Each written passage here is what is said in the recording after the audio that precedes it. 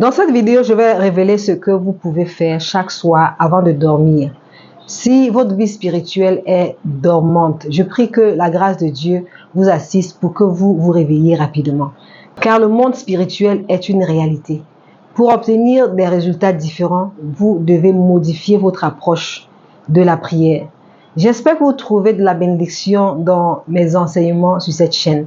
Je partage ce message aujourd'hui car je suis consciente que certaines personnes qui me regardent en ce moment sont victimes de la sorcellerie, des ennemis au sein de leur propre foyer, des individus qui agissent en silence et causent des ravages sur votre destin, votre famille, votre travail et sur tout ce que vous entreprenez. Il existe des actions que vous pouvez entreprendre avant d'aller au lit, car je sais qu'il n'y a qu'une chose à laquelle l'ennemi prête attention. C'est lorsque vous déclarez la parole de Dieu. La parole prononcée, déclarée de Dieu, c'est Jésus lui-même. Et n'oublions pas que Jésus a triomphé sur l'ennemi à la croix. Et je vous encourage à beaucoup lire la Bible, à méditer vous-même. Nous vivons dans les derniers temps et je vous encourage à vous immerger dans la parole de Dieu. Veillez à ce que votre cœur soit pur également et que vous soyez prêts à entrer au ciel, car nul ne sait quand Jésus viendra. Et lorsqu'il reviendra, peut-être que ce sera un moment où vous êtes occupé à poursuivre d'autres occupations. Vous êtes peut-être en train de prier en ce moment pour votre entreprise, vos enfants, votre mariage ou toute autre chose. Mais sachez que Dieu vous a déjà accordé ces bénédictions. Alors recherchez d'abord le royaume de Dieu et suivez sa volonté. Et toutes les autres bénédictions vous seront ajoutées. Elles ne seront que des ajouts. Continuez d'avancer, continuez de prier et Dieu vous accordera sa grâce. Avant de vous révéler ce que je veux partager avec vous, laissez-moi poser quelques bases d'abord. Vous devez comprendre que la sorcellerie ne se limite pas aux pratiques de magie noire et de vaudou. La sorcellerie englobe également les paroles, les mots que les gens prononcent pour jeter des malédictions sur votre vie. Certains d'entre vous ont été maudits ouvertement et parfois vous étiez tellement ignorants que vous ne compreniez même pas ce qui était en train de se passer. Vous entendiez peut-être des membres de votre famille dire des paroles bizarres, négatives sur vous. Parfois, dans la colère et après une dispute avec un oncle, il a prononcé des paroles qui continuent aujourd'hui de nuire à votre destinée et à la vie de vos enfants.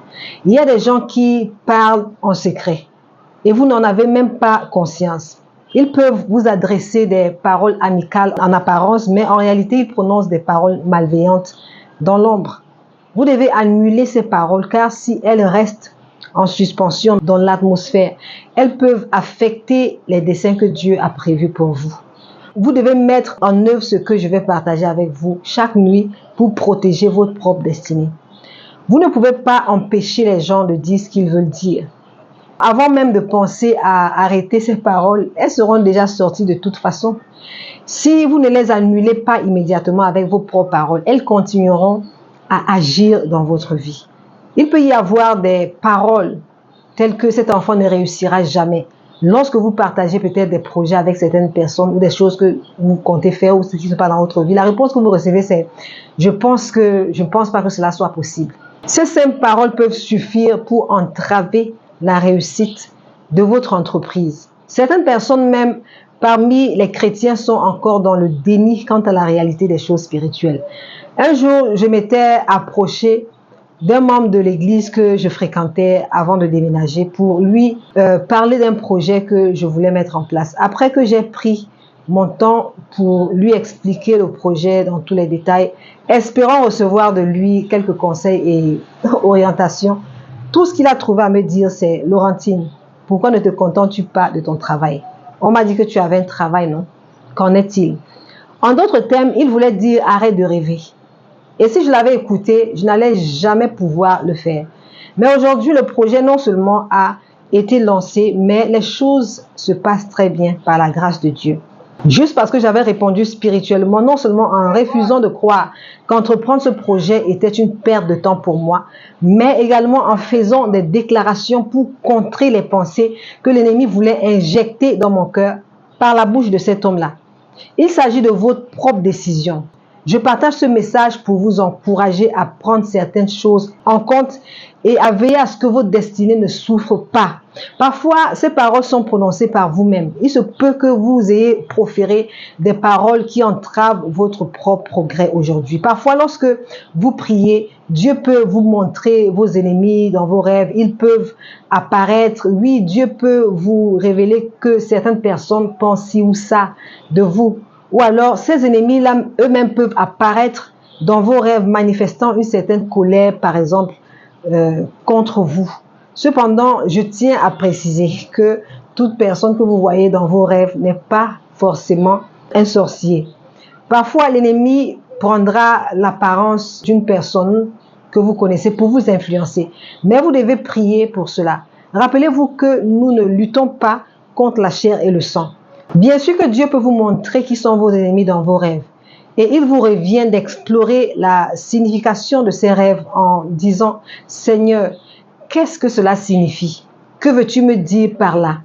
Nous devons comprendre que nous ne luttons pas contre la chair et le sang. Lorsque vous voyez quelqu'un dans votre rêve, ce n'est pas le moment d'aller agresser la personne, la confronter en disant « Je t'ai vu dans mon rêve la nuit dernière, tu étais très en colère contre moi. » Évitez de faire cela. Laissez Dieu combattre pour vous en privé. Quand nous nous retirons dans le secret de la prière, Dieu nous justifie ouvertement. C'est la raison pour laquelle je partage ce message, cette vidéo. Car si vous ne mettez pas ces pratiques en place, votre vie ne progressera pas. Certaines personnes vous donneront un regard négatif lorsque vous partagerez quelque chose de positif vous concernant, comme si elles doutaient de votre réussite. Tu as déjà essayé tellement de choses, tellement de fois. Je ne pense pas que cela pourra fonctionner cette fois-ci. Si vous vivez dans le monde naturel et que vous ne ressentez pas la présence de Dieu dans votre vie, vous pourriez vous décourager. Vous devez vous rappeler que ces paroles négatives ont un pouvoir destructeur. Ne laissez pas ces paroles planer sur votre destin indéfinitivement. Prenez le contrôle et détruisez-les. Il est crucial de se rappeler que les paroles ont une dimension spirituelle et c'est par les paroles que les alliances, qu'elles soient positives ou négatives, peuvent être établies. De la même manière que votre mère peut vous bénir, votre grand-mère peut prononcer des paroles positives sur vous ou sur votre vie, ou un pasteur que vous respectez bien peut bénir votre vie. Et de bonnes choses commenceront à se produire. De même, les gens peuvent maudire votre vie avec des paroles sans recourir à la sorcellerie forcément ou à un sanctuaire. Ils pourraient dire des choses comme « Nous verrons si elle réussira. Je ne la laisserai jamais se marier. » Ces paroles ont le pouvoir d'être extrêmement destructives pour votre destinée. Le problème, c'est que vous ne savez pas qui dit quoi. Vous vivez dans votre vie de cette manière. Ces personnes peuvent même se montrer amicales en votre présence. C'est pourquoi c'est important de prier contre ces paroles de toute façon. Je vais vous donner 2 versets bibliques. Le premier passage, c'est 2 Corinthiens chapitre 10, versets 3 à 5. Et le deuxième sera le Psaume 91. Je vais me concentrer davantage sur 2 Corinthiens 10, versets 3 à 5. Ce passage parle de la destruction des forteresses. Vous devez détruire toutes les forteresses et les paroles qui peuvent devenir de telles forteresses qui se transforment en malédiction. Ces forteresses peuvent persister sur votre destinée pendant des années à cause de ce que quelqu'un a dit il y a peut-être 10 ans, à cause d'une dispute que vous avez eue avec un oncle et les paroles qu'il a prononcées contre vous. Utilisez ce passage et lisez-le vous-même, méditez-le. Vous devez capturer tout ce qui s'élève au-dessus de la connaissance de Jésus-Christ. Tout ce qui se lève, ce sont des paroles. Elles sont là pour bloquer le dessein que Dieu a pour vous. Et si vous ne les détruisez pas, elles continueront à planer au-dessus de votre vie et rien ne marchera jamais pour vous. Il peut s'agir des paroles négatives que vous avez prononcées vous-même, comme je le disais tantôt. Vous devez dire, par exemple, que chaque parole que j'ai prononcée ou que quiconque a prononcé sur ma vie aujourd'hui, des paroles négatives tombent et ne portent plus jamais de fruits, qu'elles soient effacées par le sang de Jésus-Christ. Car il a dit, capturez tout ce qui s'élève, liez ces paroles et détruisez-les et qu'elles ne portent plus jamais de fruits sur votre vie. Vous devriez également utiliser le même passage chaque fois que vous entrez en prière. Car vous ne pouvez pas tout simplement entrer dans la salle de prière et commencer à prier. Parfois, vous vous sentez si lourd. Des pensées continuent à affluer et vous avez du mal à percer dans la prière. Vous devez détruire chaque parole négative chaque chose exaltée au-dessus de la connaissance de Christ sur votre vie. Ces paroles sont des malédictions, ces paroles sont mauvaises et ces pensées ne viennent pas de Dieu. Elles doivent donc être rejetées. Maintenant, maintenez l'ennemi sous vos pieds. Rejetez toutes ces paroles, toutes ces choses qui s'élèvent au-dessus de la connaissance de Christ dans votre vie et détruisez-les. Ces paroles exaltent le mal au-dessus de la bénédiction que Dieu a pour vous. Donc, détruisez-les et alors la bénédiction pourra commencer à se manifester dans votre vie. Avant de vous coucher chaque soir, assurez-vous de faire cela. Pendant que vous priez la nuit, faites cela avant de vous endormir. Liez toutes les pensées qui s'élèvent au-dessus de la connaissance de Jésus-Christ dans votre vie. Détruisez-les, annulez-les par le sang de Jésus et au nom de Jésus-Christ. Une fois que vous avez fait cela, vous constaterez que vous vous sentirez léger. Il n'y aura plus d'autres pensées qui interfèrent lorsque la présence de Dieu veut se manifester.